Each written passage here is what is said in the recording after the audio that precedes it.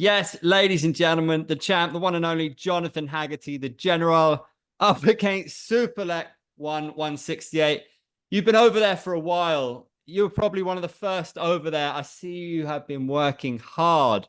How you feeling? You settled in?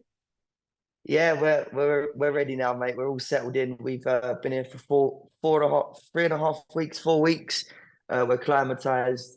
Um, if we're not ready now, we'll never be ready. So we're feeling confident. I say me and Chris, we put in 100% in this fight camp, time and effort. So hence why I'm saying we. So we're ready. You've been at the top level for a while now. I feel like you've been going like this. Is there anything that you've tweaked along the way? Does this feel different? Do you feel more comfortable knowing what it takes to be elite? Do you know what I mean? Yeah, so we're more experienced now. That's one of the main things. We know what we're up against. We're not just going in there with a mind that we don't know what's going to happen. We know how things are going to play out, and we're excited for this one. We've trained hard. We're ready. Long time ago, that first meeting. Do you think back to it? Have you watched it? Was it frustrating? Because, a lot of people say that fight shouldn't have been stopped. I don't really think too much about it, but yeah, it was frustrating a little bit.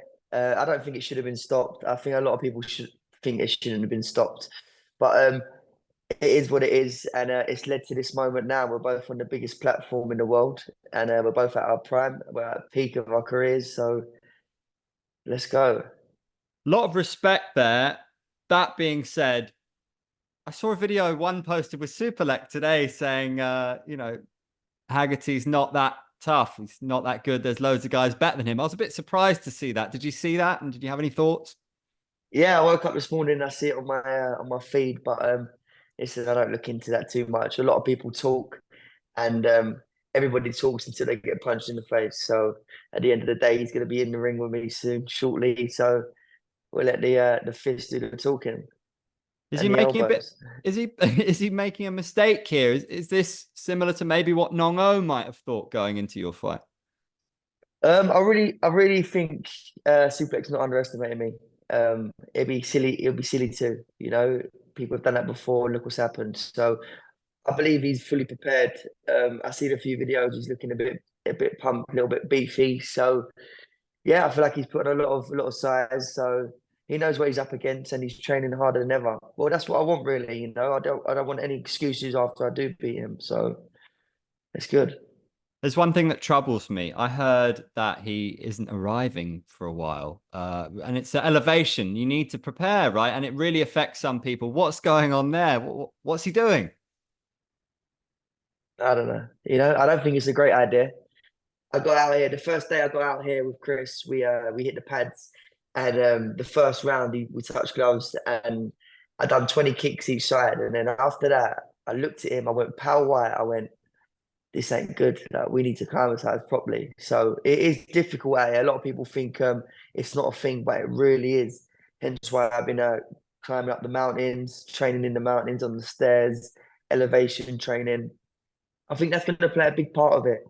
And him having that extra weight, he's going to not be used to it. And then on top of that, the elevation and the altitude may just hit him with like a ton of bricks. So we'll see. Sometimes you're not shy about giving predictions. The implication, I think I spoke to Freddie about it, is it's going to be the deep waters where you get this done. It's going to be those championship rounds. Look out for rounds 4 and 5. Is that what you reckon?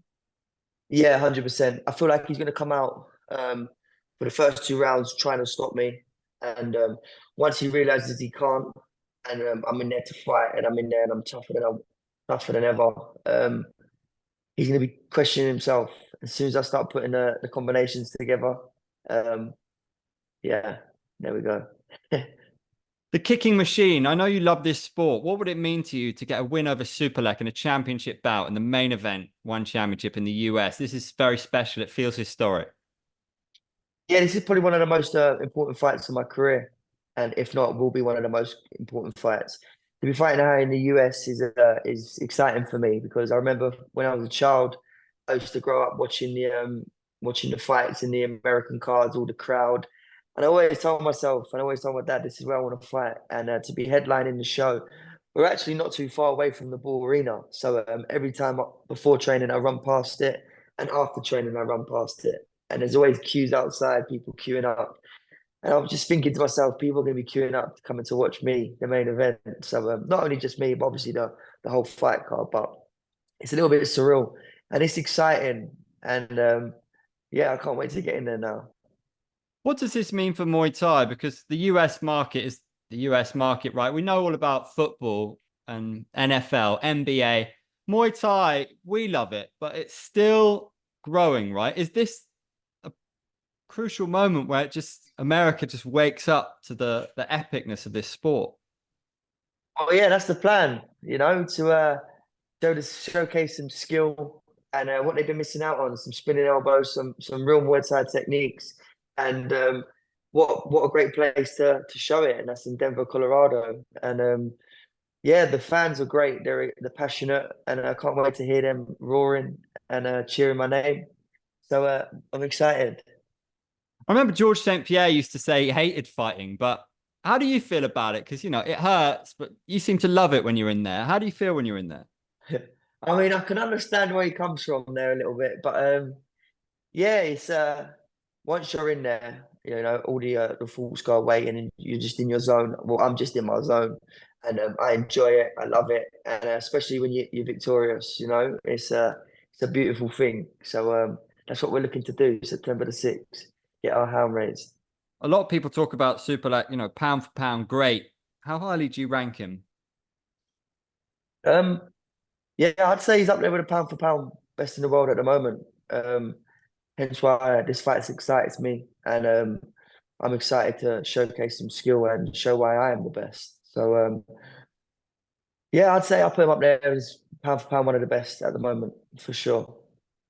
Were you surprised when he was matched with Kongtney in a different weight class? What did you make of his performance there? He seemed to, it was classy, in my opinion.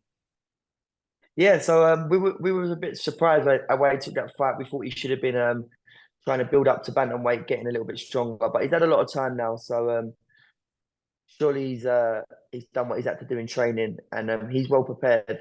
But I actually didn't watch the fight. I always let my trainer watch the fights, so I don't focus on what I'm going to be he's going to be doing. I focus on what I'm going to be doing. So well prepared. Let's just say that. You and Christian seem to have a really good thing going. What sets him apart as a coach? He's a great coach. I'd say he's the best coach in the world. He's like a father figure to me. He's actually took a time out from his business, his gyms. He's got two gyms now in the UK. He's left them behind. He's left his family behind. He's actually brought his family out here to Denver, but they're leaving today. But he's put a lot of time and effort into me in this camp. Not only this camp, but the whole of my career. So I'm very thankful and very grateful to have such a great coach behind me. So yeah, I'm very lucky. Obviously, we're English, so bit of a vested interest. I would love to see one go to London, and it's been spoken about. And with a star like you, and not just you, like a kind of a bit of an army building in one, it's got to be on the card soon. So one thing I enjoy asking people is what would their sort of dream main card be? I asked Liam Harrison. He said it would be totally unfair because Chatri mentioned you versus Harrison as a main event in Wembley. He said it would be totally unfair on Nico for that to happen, and he'd rather take co-main event against a Rodtang or a flyweight. What would be your perfect main event, main card with some of the built out of some of the British fighters in London? Yeah, definitely. I feel like Nico is definitely next in line. Um, it will be unfair if he doesn't get the shot in the London arena. So yeah, me versus Nico, main event. Harrison versus um, who knows? Whoever he wants. Maybe Rodtang, like you just said. Let's give him to Rodtang.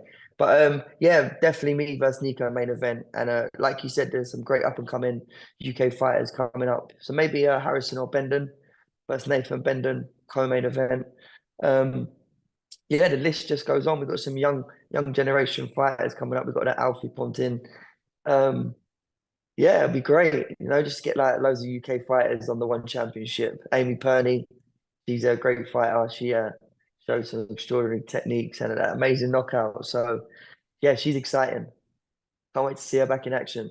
Who would you match Freddie with? Jojo Ghazali was complimentary of him, but said he'd love to fight him in the future. They're two of the kind of rising stars at the moment. You've got Ramadan Ondash, you've got Nabil Anane, who's now #3 in your division, only 20 years old. Some very exciting young talent.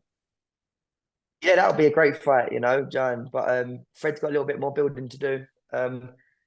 Hopefully 2 more knockouts, 1 more knockout, and he'll be on the main one championship on the same card as me, which would be great. So that's the plan. Both of us to fight on the same card together.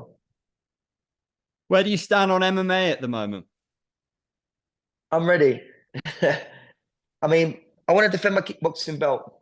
I feel like I don't want to leave the division on hold. I've defended my Muay Thai belt, so I don't really want to leave my the kickboxing division on hold.